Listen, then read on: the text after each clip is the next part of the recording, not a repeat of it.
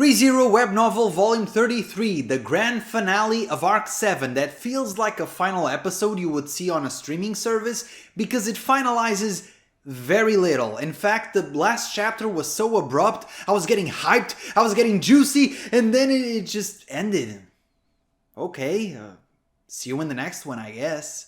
So, in my mind, I'll just look at this as the halfway point on the Wallachia saga because this did not have the same impact as the grand climaxes of other arcs, namely volumes 9, 15, 20, 25. Those volumes had impact, had a long-lasting impression on me, which this one just did not. Having said that, if I take away the pressure of being an arc climax and I just look at this as yet another volume, it was pretty good, I enjoyed it, so let's delve right in, starting off with a thread from my previous review. Remember when I said that they should have switched the order of volumes 31 and 32?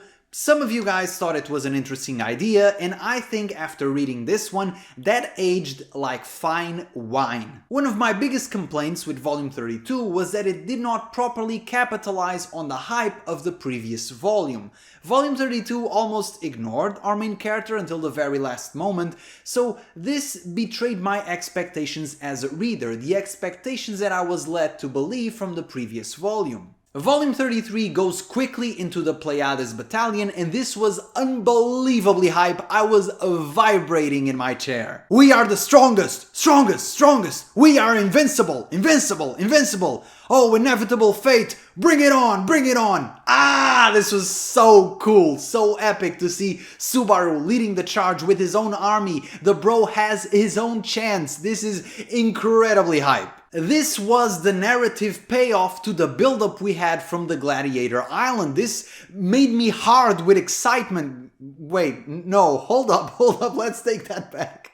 But jokes aside, this was what I wanted to see, and just this small taste was almost enough for me because if we look at the volume as a whole, Subaru is not the major point of view for the majority of the book. We go through many other characters' points of view and arguably Vincent is the main one. So just this taste was enough as a sort of transition to the bigger, grander storyline that we are building up to in Arc 8. Regarding the Pleiades Battalion itself, I think the name is incredibly nerdy and over the top, but it works because you can clearly see it's a Subaruism. And I love this, and it finally answered my question regarding Subaru's authority of greed, which I kept mentioning in the earlier volumes of Arc 7 because I just wanted to see it again and know more about it, and it is proven now it is completely, ridiculously overpowered. I have no idea how Tappei is even going to sort of manage this or balance this because he's just way too strong now. We saw glimpses of this in Arc 6, but I would argue it's one thing to take Rum, who is already incredibly strong, she pretty much just has no battery life nowadays. It's one thing to add more stamina to Rum, it's another to take what is essentially these random average dudes from the street and make them into strong, credible warriors. That is just mind-blowing. Not only are these dudes much stronger than their base form, they marched or ran, I don't know, all the way from Gladiator Island. They are relentless, they are much stronger, they do not stop. They are the ultimate Subaru groupies. The fanboys on Twitter have nothing on these guys. The Pleiades Battalion is just the next level. And while the Pleiades rampage was an epic moment that was so cathartic after what Subaru went through in Gladiator Island, I'm super glad to see it. However, the inner fan in me almost is more excited with the possibilities of this authority or how Subaru is going to use it, because if he starts using it with actual strong characters who are already pretty strong by themselves, like Emilia and Beatrice for example, and just how many more possibilities do we have? How much can we push this? I just want to see more. You could argue that I am pretty greedy. Subaru is now literally weaponizing his ability to empathize and connect with others, which is just thematically fascinating. He's always been someone who can do very little by himself. He relies a lot on others, and his mysterious power of always having excellent timing, I wonder how he does it, but this is a much more overt version of relying on others. He's just literally making them stronger and making them fight for him, which is just incredible. I found it very timely that we have this sort of discussion between Ceci and Chisha, where Ceci argues that even though he is individually the strongest, He didn't know Reinhardt at the time, and he would never admit it, let's be honest. But even though he is supposedly individually the strongest, he argues that Chisha may have more power to shape the future because he can command many men at will, and I think that is also the case for Subaru. Chisha's merit as a leader and as a strategist almost surpasses individual strength that any one being can possess, and I think the same applies to Subaru. If we somehow had a 9 divine general system in Lugunica, I think by this point in the story it is inarguable that Subaru should be there because of his merit, because of what he can do and how he can lead.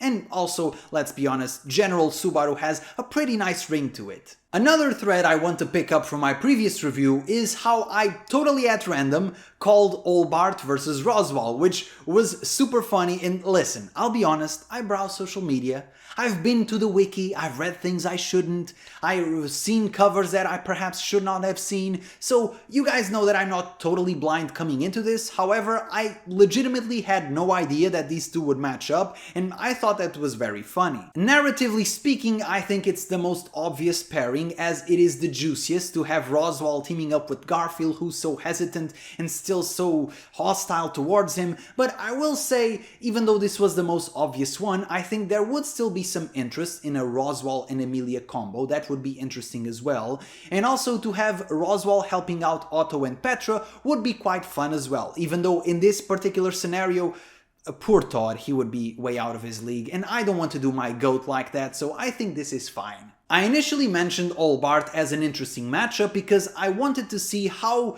his sneakiness would match up against Roswaal's just almost unstoppable magic, and he answered my question by not using magic at all and instead doing his best cosplay of Electra. Bro is using size? Where did he get those? I get that Roswaal didn't want to reveal his identity, but this was an outrageous moment. It just blew my mind. This is solo leveling type stuff. The pure flexing is unmatched. This is in contention for biggest flexes in ReZero, a series where Reinhardt exists.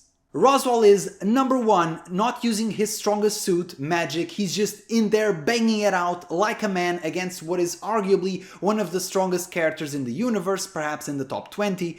Number two, he is completely dismantling all of Olbart's mind games and trickery, because to beat a psycho, you need to also be one, and there is no bigger psycho than the clown pervert himself. And number three, while he is doing all of this and juggling all of these things like the clown that he is also mentoring Garfiel, and this is just mind-blowing scene from Roswaal. This team up between Roswaal and the Catman was so fun to read, and I don't know if there are any fans of Roswaal who are not in real-life prison, but I guess they can read the web novel in jail. But for those fans of Roswaal that there are, this chapter must have been your favorite, because this was super cool. And what I like a lot about this scene is the tension of Garfiel being mentored by Roswaal, someone he still does not like and does not trust, because in his mind, and also my mind, I guess the mind of the reader if you agree with me, I still don't think Roswaal is redeemed yet. It's still one thing to help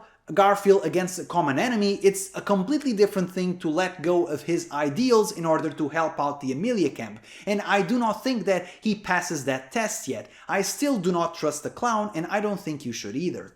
Having said all this, I will admit he is incredibly entertaining and so reassuring to have as an ally.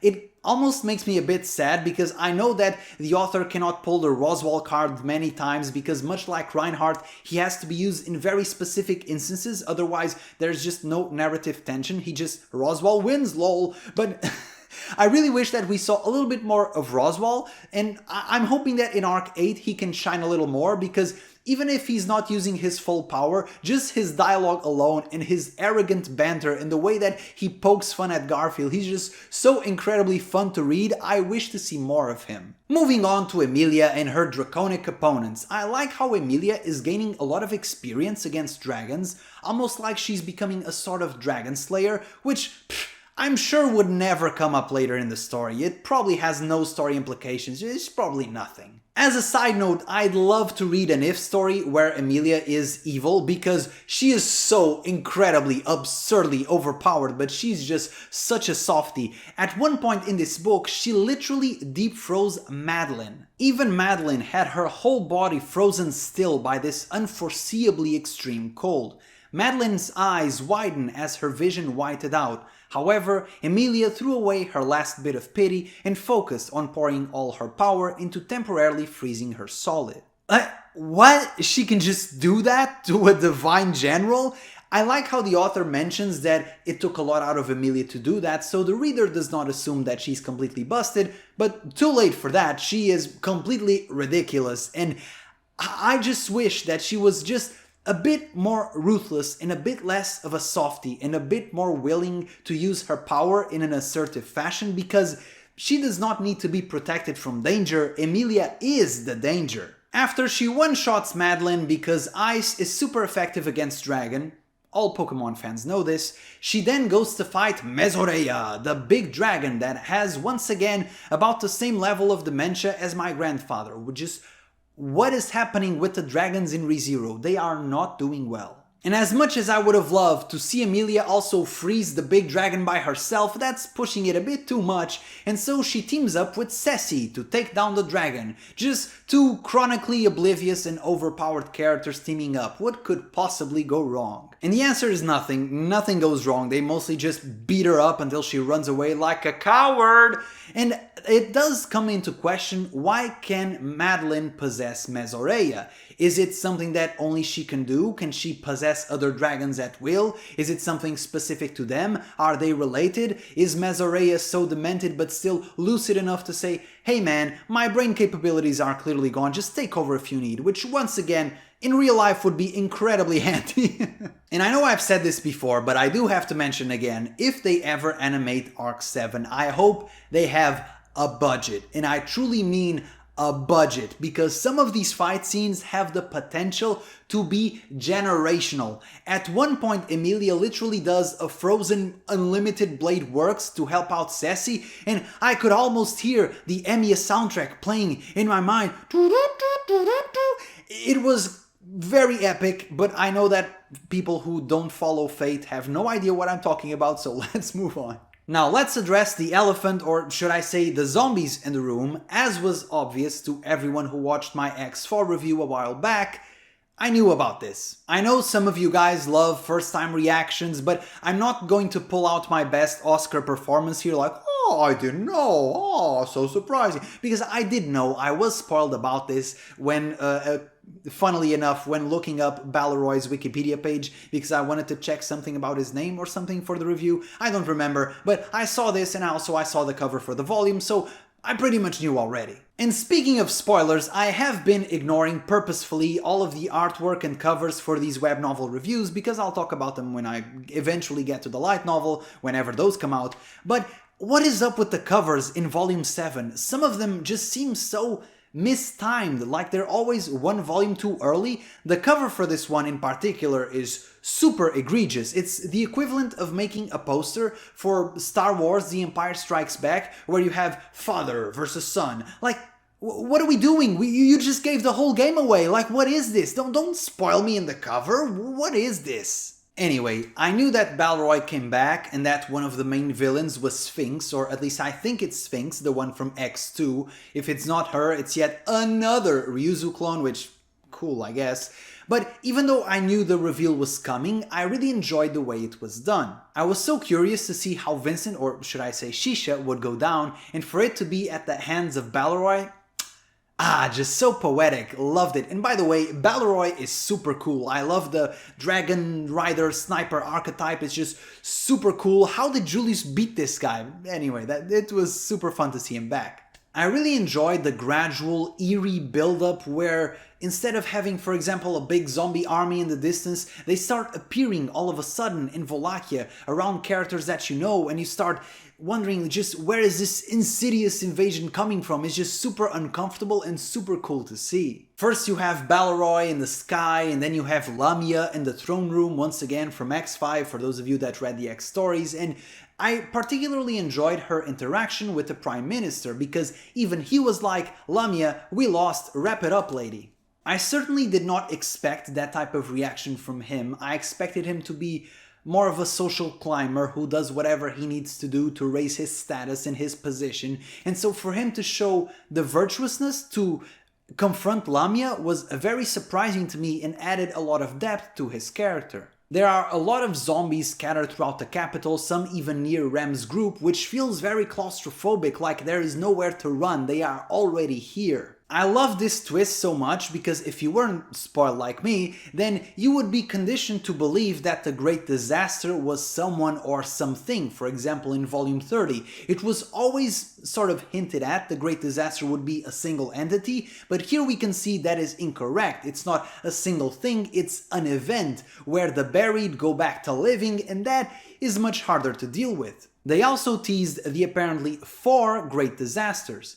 The Witch of the Kingdom, the Night Weeping of the City-States, the Collapse of the Holy Kingdom, and the Great Disaster of the Empire. Obviously, the Witch of the Kingdom feels very telling and very hype because I think every single endgame theory always includes Satella to some degree, so while this isn't surprising, it does build up a lot of hype. I also have to wonder if this means that Subaru and the gang will go around the world just saving everybody from these disasters, because wasn't the main story supposed not to go to Gusteco? And I personally don't mind, but I can see how people complain that Wallachia feels a bit like a side story or something that is a bit outside of the main storyline. And at what point does it start feeling like Subaru is just going around completing all of these side quests? I think the main interest in the main storyline in ReZero is with Emilia and the witches and the witch cult and whatever is going on with that. If we stray away too much from that, I fear that reader interest may start to wane, which to me is not really a complaint because I'm greatly enjoying this Wallachian saga. I think it does a lot of things right, but I know that some people do not enjoy it as much, so I'm a bit fearful if we take too many side tours. Now let's address the master plan of Chisha to use himself to trigger the Great Disaster, therefore protecting Vincent. I'll be honest, once again, this did not surprise me, not because I was spoiled this time, but because I sort of saw it coming from the very beginning. The major hint for this was all the way back in volume 29 when they were together, and you could see right there, and I think I even commented on the review, that if they were truly gunning for each other, especially if Chisha's main objective was to target Vincent, there were a lot of opportunities in that volume, and they did not do so. So right away it was hinted that the end goal was different. I think the author did an excellent job at showing Chisha's backstory and where he comes from.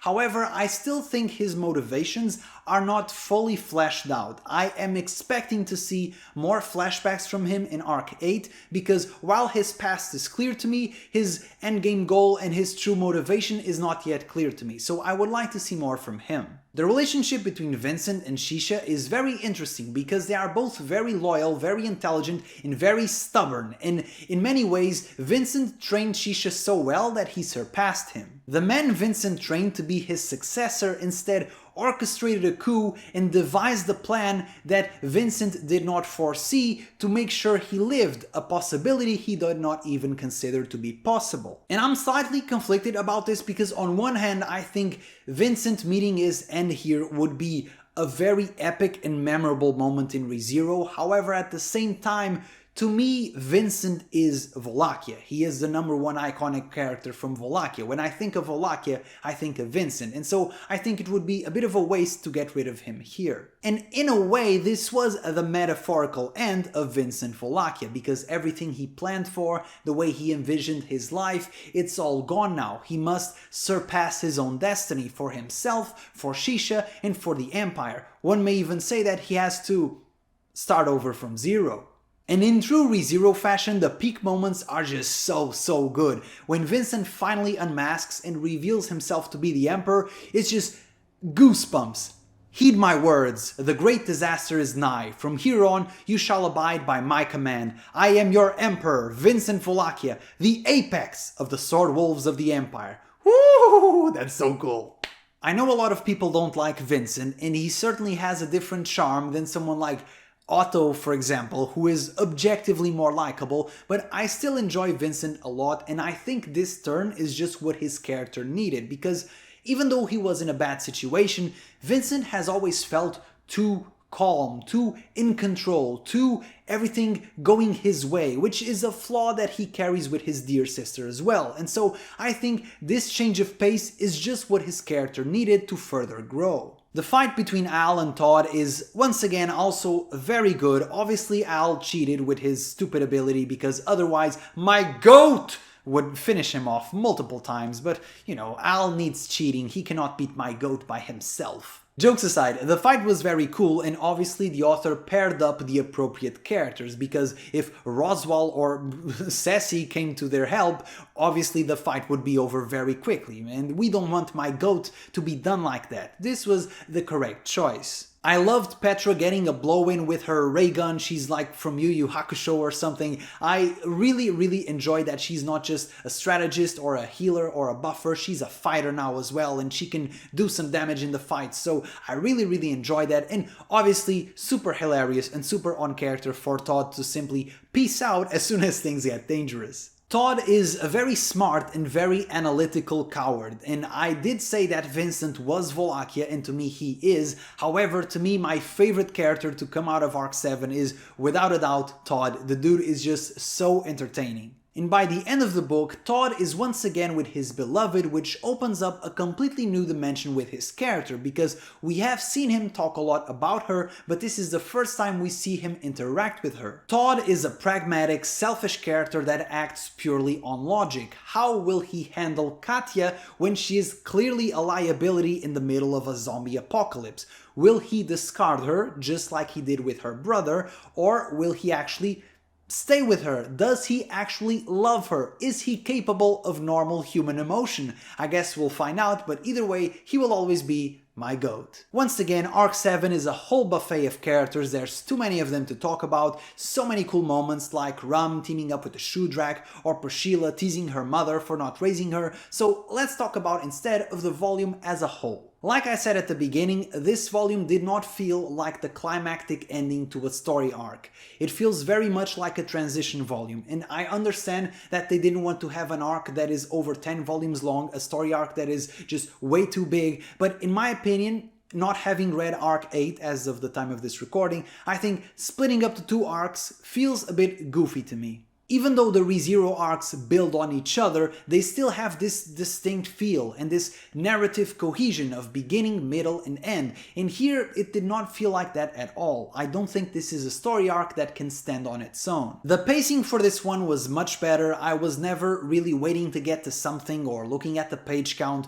I still think there is a bit of meandering dialogue and just overall character bloat, but I think this one was much better than the previous volume. The anchor of this volume was the whole Great Disaster, Chisha and Vincent storyline, which helped ground it and helped make the narrative feel less all over the place. So it was the central narrative of the volume, and I think that worked quite well. Overall, my opinion of the arc hasn't changed much with this volume. I still think it has some incredibly peak moments, some very good storytelling that is somewhat hindered by excessive dialogue and weird pacing. This arc can be very inconsistent in terms of quality, but at the same time it has volume 31, one of my favorite volumes in the entire series. This arc can feel a bit disconnected from the main storyline, and yet it develops Rem in a way more interesting direction than anything we ever saw in Arc 3, and it puts Subaru in a fascinating position of leadership which he perhaps would not have had the opportunity were he to stay in Lugunica. It also has the very daring move of having multiple volumes without Subaru, our beloved main character, which, to be clear, I don't think it always worked super well, but I still think it was a courageous move, and I think it will be better implemented in the future because now the author has a better feel of what to do. If I had to rank Arc 7 right now, I would put it as middle of the pack, but then again, it's very unfair for me to be judging the more draft-like web novel with the more polished, finished light novels, so I will review Arc 7 properly in the future. Until then, I will say it was good but inconsistent. Now, before I jump into the next arc, here are my quick theories for Arc 8 so that you can laugh at me like, ha ha ha, look at this fool, or maybe say I'm a genius. Who knows? 1. Something bad will happen to Priscilla. I think that every single royal candidate has had something very bad happen in their lives, and Priscilla, like I said about Vincent, she's been too perfect, too flawless, too everything going her way, and I think that she needs some sort of hardship. And obviously, some people can say X5 was her life's hardship, but I wouldn't necessarily agree with that. I think she needs a bit more, and in ReZero, much like in real life, people grow through pain, and I think she needs to go through it a little bit right now, especially if Krush goes through all of that, then I want Priscilla put through the ringer.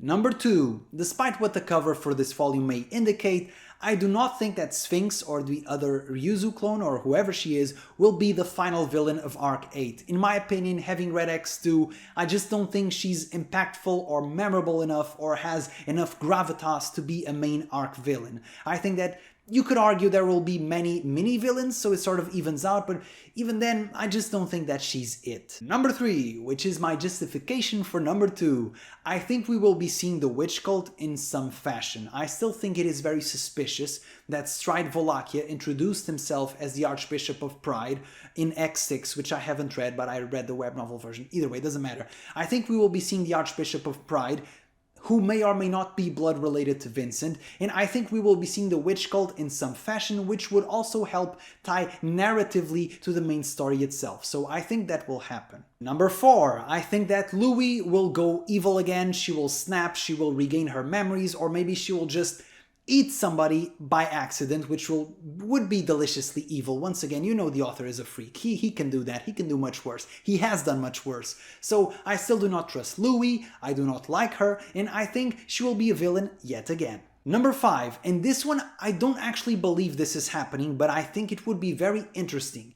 At the end of Arc 8, Rem should join either the Priscilla camp or Wallachia, because in her emancipation as a character, I think she would further distance himself from the people that essentially made her who she was. I think that her standing on her own could involve her some literal physical distance. And I don't think this will be done because I think the fans would not like it and I think it would be a very unpopular move. But narratively speaking, I think having Ram stay in Wallachia or join the Priscilla camp would be a very, very spicy decision, and I'm here for the chaos. Anyway, please do not confirm if I'm correct or incorrect. Just laugh at me or put an emoji or just tell me your thoughts about Volume 33. And now on to Arc 8, because if I don't catch up to the web novel soon, I'm going to lose my mind. Why is everybody posting about Al? What is up with the black hole? I want to know. I want to know. So either way, follow me on the Twitter, links in the description. Like, subscribe. Ciao.